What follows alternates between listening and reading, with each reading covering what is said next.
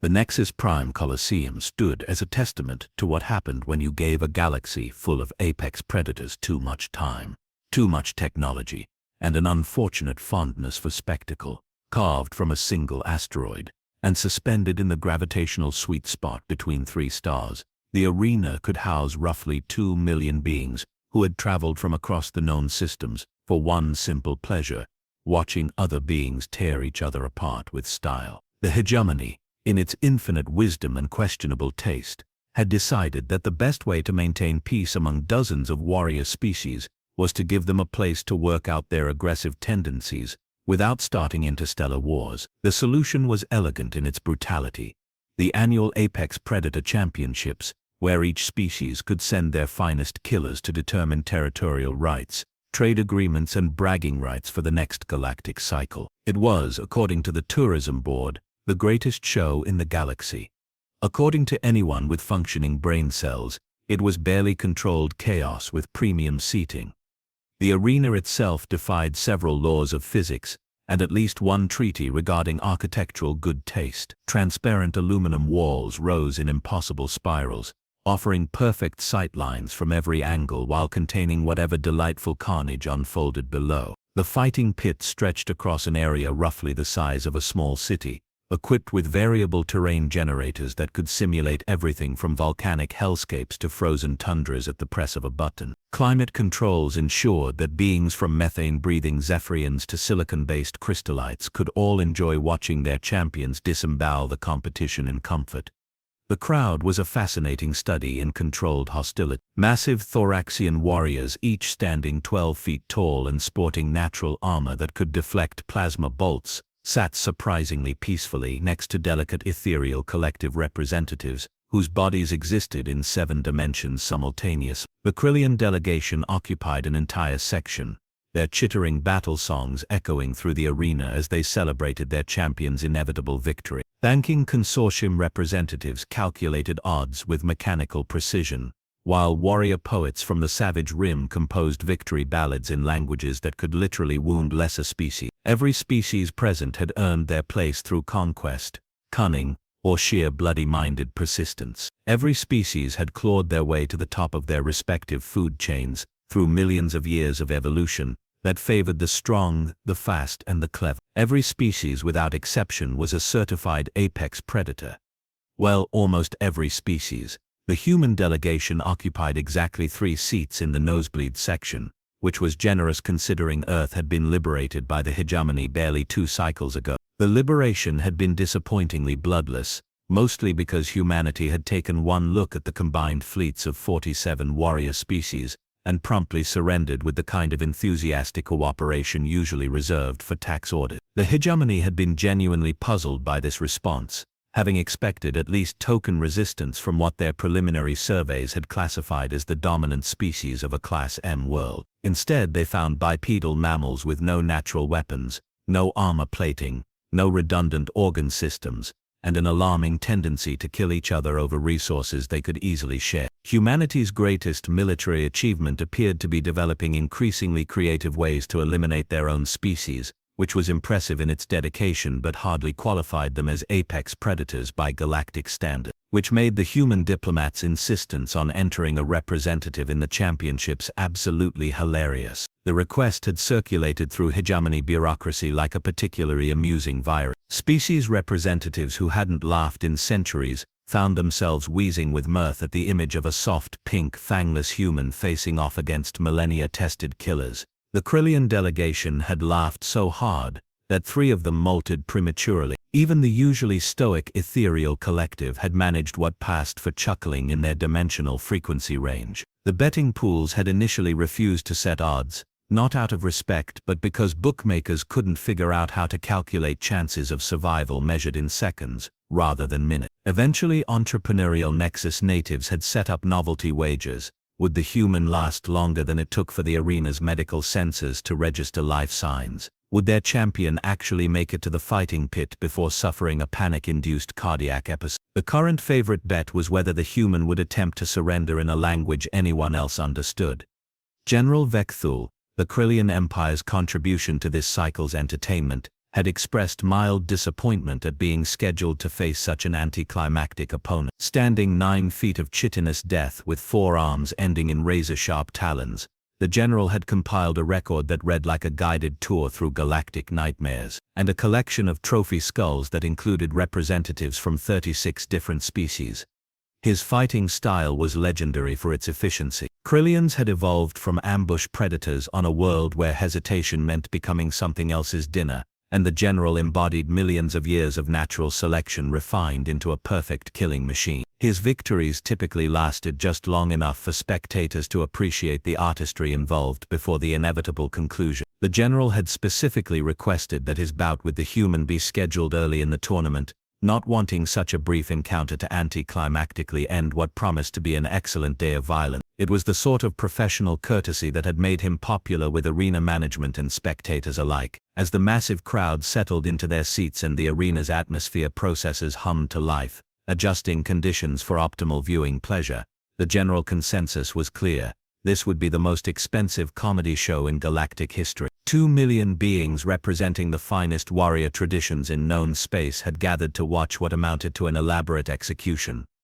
The silence when she entered wasn't anticipation. It was the collective pause of predators trying to figure out if what they were seeing could possibly be considered prey worth their attention. The arena's main gates, designed to accommodate everything from 12-foot thoraxian battle forms to the writhing mass entities of the Hive Collective, seemed almost comically oversized when she walked through them. The human representative stood roughly 5.5 feet tall, which put her at about shoulder height to most species juveniles. She possessed the standard human configuration: 2 arms, 2 legs, and a disturbing lack of anything that could reasonably be called natural weaponry. No claw, no fangs, no chitinous armor plating, no redundant cardiovascular systems, no venom sacs, acid glands, or electromagnetic pulse generators. She didn't even have the common courtesy to sport some decent body spikes or toxic skin secretion. Her greatest concession to personal defense appeared to be a layer of synthetic fabric that wouldn't stop a particularly determined house pet, let alone weapons designed to penetrate military-grade armor. The crowd's reaction was immediate and telling. Conversations died mid-sentence as 2 million apex predators tried to process what they were seeing. The silence wasn't the respectful hush that typically greeted champion warriors, nor was it the anticipatory quiet before spectacular violence. It was the puzzled stillness of beings trying to determine if they were witnessing some elaborate practical joke or a genuine attempt at species-wide suicide. The Kryllian section managed a few half-hearted chittering sounds before trailing off into confused clicking. Several thoraxian representatives actually stood up for a better look, their massive frames creaking as they leaned forward to confirm that yes, that really was supposed to be Earth's champion. The ethereal collective's dimensional observers flickered between frequencies, apparently searching alternative realities where this made sense.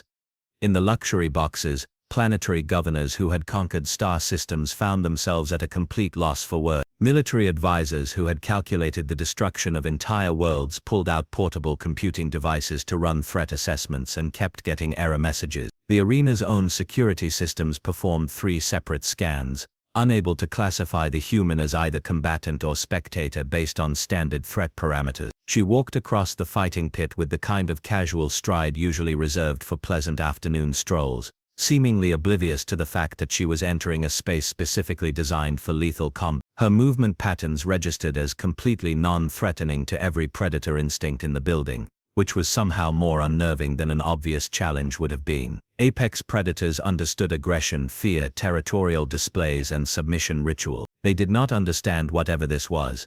The Savage Rim delegates began composing what sounded like confused elegies. The banking consortium's oddsmakers frantically recalculated their projections, not because they expected different outcomes but because they couldn't figure out how to set reasonable time limits. Several species representatives quietly activated their translation matrices, wondering if perhaps they had misunderstood what champion meant in standard galactic. The human's physical examination, conducted by the arena's medical staff, produced results that spread through the crowd like a particularly virulent rumor. Bone density, adequate for a terrestrial mammal, laughably insufficient for combat against species that evolved under 3 times Earth's gravity. Muscle fiber composition designed for endurance rather than explosive power, which was charming in an evolutionary sense and useless for survival against opponents who could literally tear her apart. Reaction times within normal parameters for her species, which meant roughly half the speed of the slowest competitor she might face.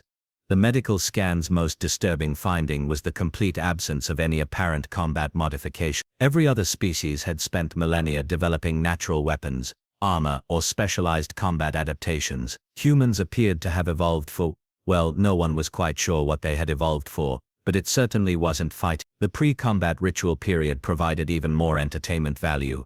Traditional Kryllian war dances involved synchronized movements that could hypnotize prey species while demonstrating perfect killing form. Thoraxian battle roars resonated at frequencies that could shatter reinforced glass and had been known to stop the hearts of smaller opponents through sheer acoustic pressure. The Hive Collective's representatives performed synchronized movements that created complex pheromone patterns capable of inducing terror in most carbon-based life forms. The humans, not in any ritualistic or intimidating fashion, but with the casual efficiency of someone working out minor muscle stiffness after a long journey. She bent forward to touch her toes, rolled her shoulders, and performed what appeared to be some sort of joint mobility routine that wouldn't have looked out of place in a low-gravity fitness center. The most threatening thing about her entire warm-up was the small popping sound her spine made when she twisted sideways. The crowd's bewilderment deepened into something approaching existential crisis. Representatives from species that had conquered galaxies through superior firepower found themselves questioning fundamental assumptions about the nature of combat itself. How did one prepare to fight an opponent who seemed genuinely unaware that they were in danger? The humans' equipment inspection revealed another layer of cosmic absurdity. While other champions brought weapons forged from exotic metals, powered by antimatter or grown from the bones of extinct megapredators, she carried simple basic implements that looked more suited to light construction work than gladiatorial combat. No energy weapons, no molecular disruptors, no reality-warping artifacts passed down through generations of warrior dynasty. When asked by arena officials if she required any specific environmental conditions for optimal performance, she requested only that the atmospheric mixture include sufficient oxygen concentration, and that gravity remain within reasonable parameters. Other champions typically demanded everything from methane fog banks to electromagnetic field generators, to pits of molten sulfur. The humans' environmental requirements were so mundane that arena staff had to check twice to make sure they understood correct. The betting pools had long since abandoned any pretense of competitive odds and moved into purely novelty territory. Enterprising bookmakers were now taking wagers on whether the human would realize her mistake before or after General Vex'thul made his entrance, whether she would attempt to communicate with her opponent before hostilities commenced, and whether arena medical staff would need to sedate her for her own protection. The most popular bet of the day had become whether the human would actually remain conscious when she first saw the general in combat configuration. Kryllian warriors in full battle mode had been known to trigger automatic fear responses in most sentient species, and humans appeared to possess particularly active sympathetic nervous systems. As the preliminary ceremonies concluded and the main event approached, the consensus among 2 million of the galaxy's finest military minds was unanimous. They were about to witness the most one-sided encounter in the tournament's recorded history. The only remaining question was whether it would be over too quickly to properly appreciate the craftsmanship of General Vex'thul's technique. The arena's atmosphere had shifted from anticipatory bloodlust to something approaching anthropological curiosity. What they were about to observe wasn't really combat in any meaningful sense, but rather a brief demonstration of why some species achieved galactic dominance while others became footnotes in cosmic history. The human, apparently unaware that she had become the subject of this philosophical contemplation, continued her light stretching routine and checked her simple tools one final time. She seemed remarkably calm for someone about to face inevitable dismemberment at the hands of the galaxy's most accomplished killer.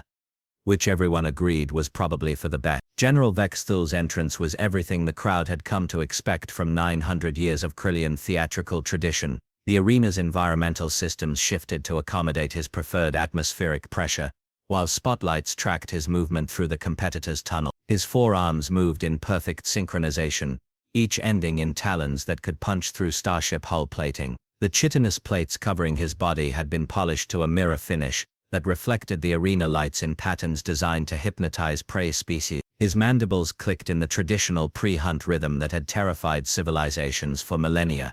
He was, by any reasonable measure, a perfect killing machine wrapped in ceremony and delivered with style. The crowd's response was appropriately enthusiastic. Battle cries echoed from dozens of species as they honored a champion whose reputation stretched across known space. The general had faced opponents that could manipulate gravity, breathe plasma, and exist in multiple dimensions simultaneously. He had adapted to each challenge with the fluid intelligence that made Kryllians such effective apex predators, learning and countering every technique until his victory became inevitable. The human watched this display with the sort of polite attention usually reserved for moderately interesting museum exhibits. The opening moments of the bout followed standard championship protocol. General Vex'thul began with his signature intimidation display, a complex series of movements that demonstrated his speed, reach, and killing potential, while triggering fear responses in most sentient nervous systems. His forearms created a hypnotic pattern, while his mandibles produced subsonic frequencies that had previously caused opponents to freeze in terror or flee in panic. The human tilted her head slightly, apparently studying his technique with academic interest. The general's first actual attack was designed to provide spectacle rather than immediate termination. Kryllian combat philosophy emphasized the artistry of the kill, and crowds appreciated champions who could demonstrate superior skill before delivering the finishing blow. He launched himself forward with controlled precision, intending to pin the human and display his dominance before ending the match cleanly. She wasn't there when he arrived. This wasn't particularly surprising in itself. Many opponents possessed enhanced reflexes or short-range teleportation abilities.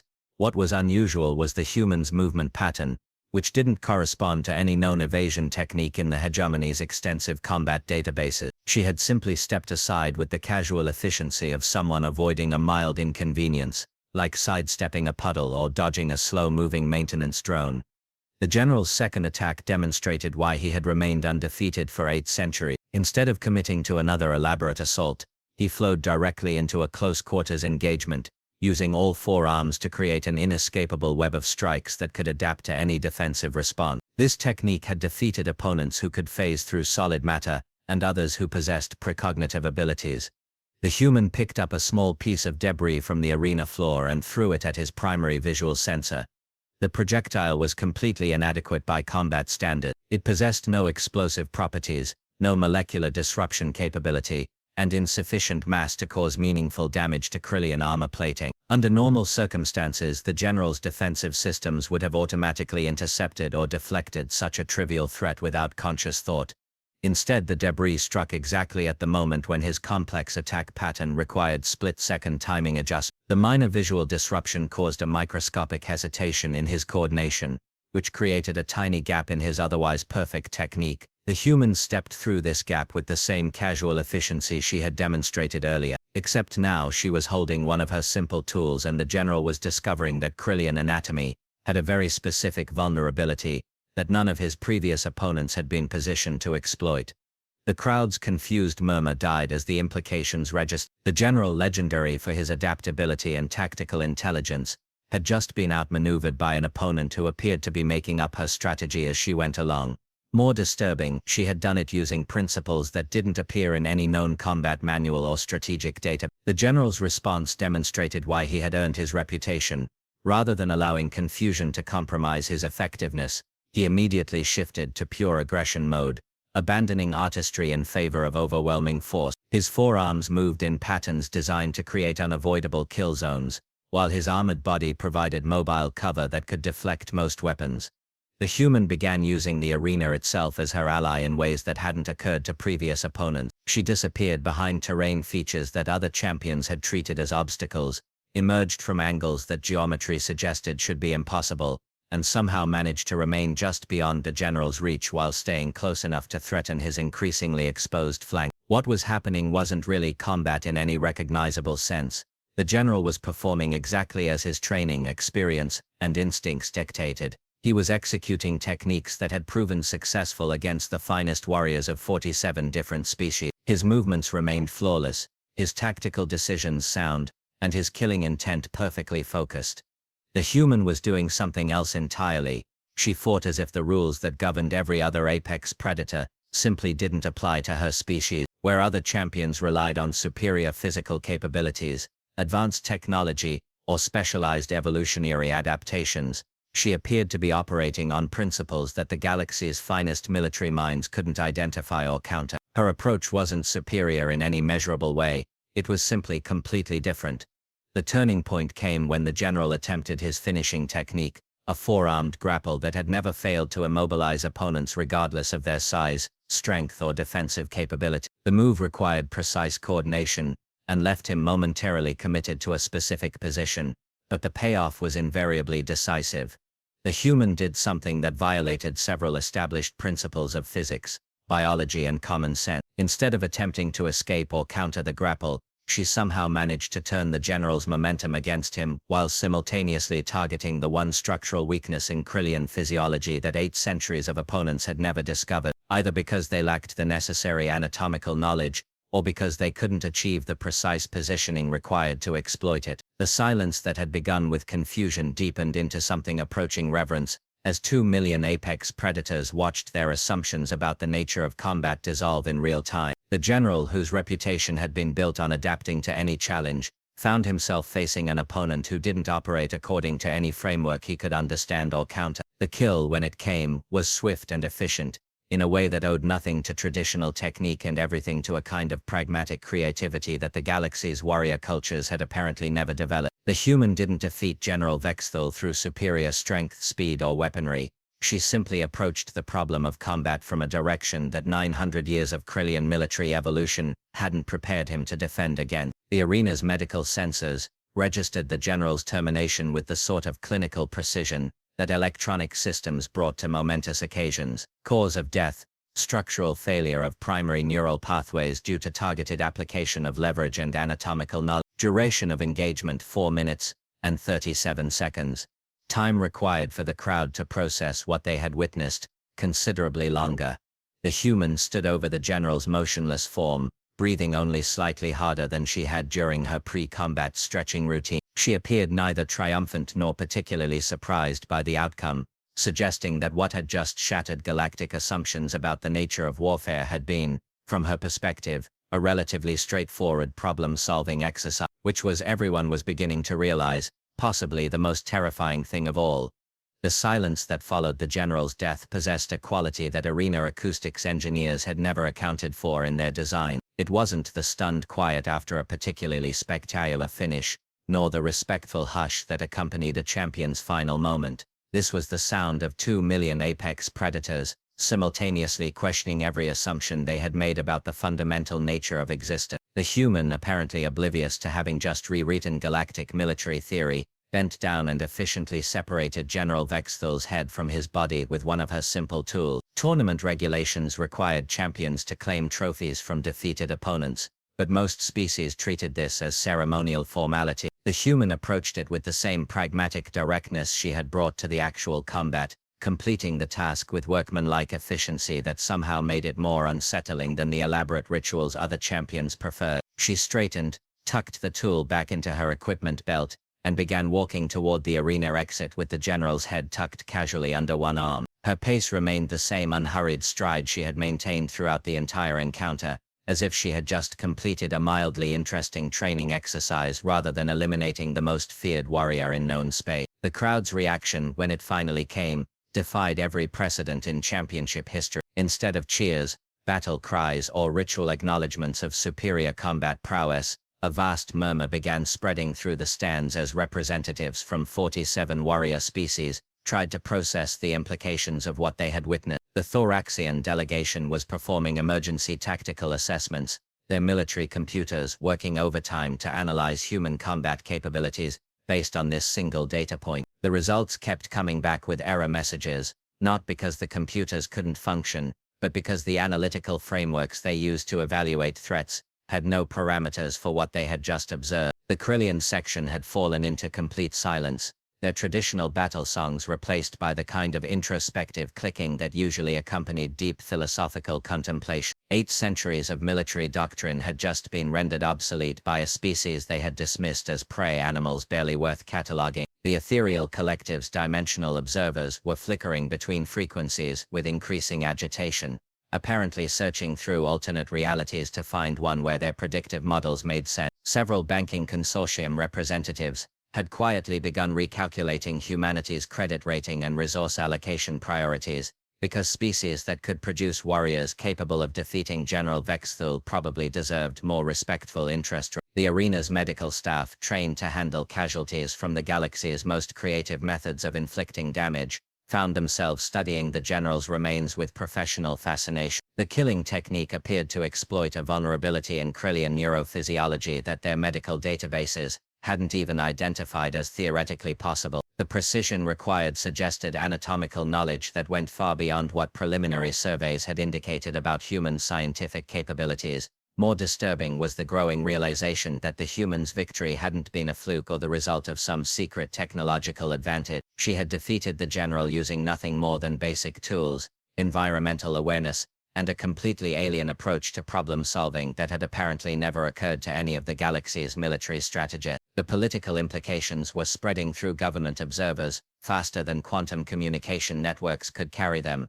Species that had dismissed Earth as a minor acquisition, requiring minimal garrison forces, were suddenly re-evaluating their colonial policies. Planetary governors, who had planned to strip mine human worlds for resources, were discovering that their cost-benefit analyses hadn't accounted for the possibility that humans might object with uncomfortable effectiveness. The human reached the arena exit and paused, apparently noticing the unprecedented silence for the first time. She turned back toward the crowd with the polite expression of someone wondering if she had forgotten some minor social courtesy. When no one moved or spoke, she gave a small shrug and continued walking. The exit doors, designed to accommodate the galaxy's largest warrior species, seemed almost absurdly oversized as she passed through them. The general's head, carried with the casual efficiency of someone transporting groceries, disappeared from view as the doors closed behind her. The silence stretched for another 37 seconds before someone in the Savage Rim delegation began what sounded like either a victory ballad or a funeral dirge. The distinction was apparently negotiable under the circumstances. Arena management found themselves facing an unprecedented situation. Standard post-combat procedures called for interviews with the victorious champion, ceremonial presentations, and scheduling discussions for subsequent matches. The human, however, had simply left. No victory speeches, no intimidation displays for future opponents, no political statements about the shifting balance of galactic power.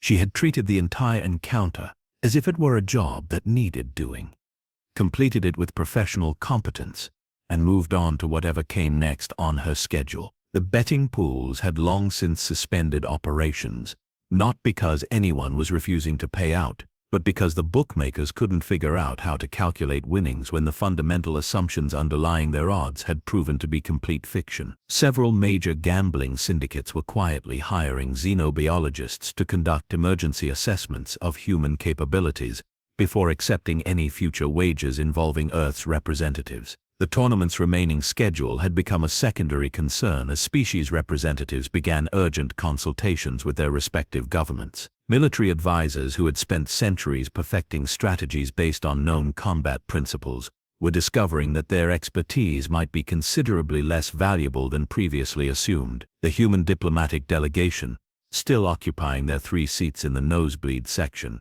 maintained the same politely confused expressions they had worn throughout the entire proceedings. Either they had expected this outcome all along, or they were as surprised as everyone else but possessed better emotional control than most species gave them credit for. As news of the match began spreading beyond Nexus Prime, the galaxy's communication networks experienced unprecedented traffic loads. Military installations across known space were requesting detailed analysis of the combat footage, while political leaders demanded immediate briefings on human capabilities and intentions. The arena itself had become a pilgrimage site almost before the cleaning crews could finish their work. Representatives from species that had never shown interest in gladiatorial combat were booking passage to Nexus Prime, wanting to study the fighting pit where galactic military assumptions had gone to die. The human, according to tracking reports, had returned to the diplomatic quarters and was apparently enjoying a quiet meal while reviewing what appeared to be technical manuals. She seemed remarkably uninterested in the cosmic paradigm shift she had just initiated, which was somehow more unnerving than any amount of gloating or intimidation would have been. The silence that had begun with confusion and deepened through disbelief was settling into something resembling respect, though it was the cautious kind of respect usually reserved for unexploded ordnance or potentially sentient black holes. The galaxy was slowly coming to terms with the possibility that humanity might not be the harmless prey species they had assumed. The entertainment intended to demonstrate galactic superiority had instead revealed that perhaps the hegemony's newest members possessed capabilities that preliminary surveys had somehow overlooked. The implications were spreading through government channels, military networks, and civilian populations with the inexorable efficiency of really inconvenient truth. And in the diplomatic quarters of Nexus Prime, a small human woman was apparently more interested in her dinner than in the fact that she had just changed the course of galactic history, which was, everyone was beginning to suspect, probably the most human thing of all.